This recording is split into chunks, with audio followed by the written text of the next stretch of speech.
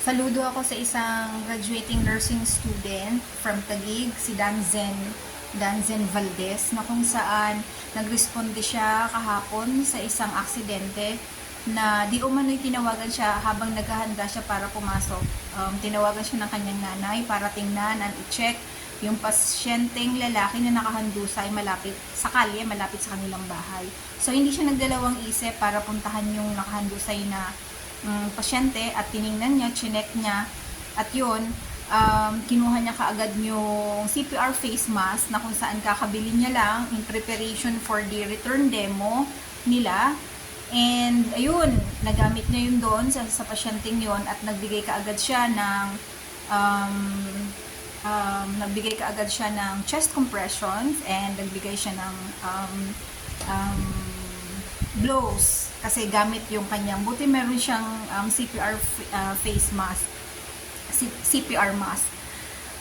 Ayun, napakagaling na bata. Kumbaga talagang matalinong estudyante na kung saan sinapuso niya ang kanyang natutunan sa school at pinasalamatan niya din yung kanyang mga teachers, yung mga clinical instructors, yung school na kung saan natutunan niya yung bagay na yun.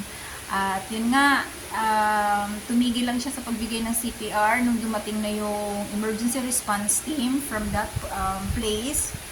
At yung ambulance, at yun, dinala na din yung pasyente. At doon sa loob ng ambulance, ipinagpatuloy pa din yung CPR. So, congrats dun sa kay Danzen Valdez from Taguig for doing great work. Kudos. Congrats. Saludo ako sa'yo na, ayun, nagamit mo yung pinag-aralan sa tamang paraan.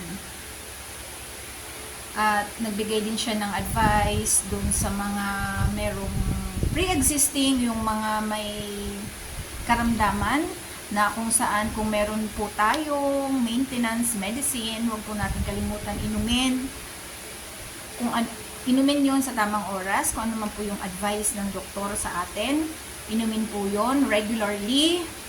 At ayun, huwag po natin kalimutan yung follow-up check-up, magpa-check up po tayo, hindi lang po inom ng gamot, at huwag po tayong iinom ng gamot nang walang advice ng doktor na hindi po binigay ng doktor sa atin, huwag po tayong iinom ng ganon.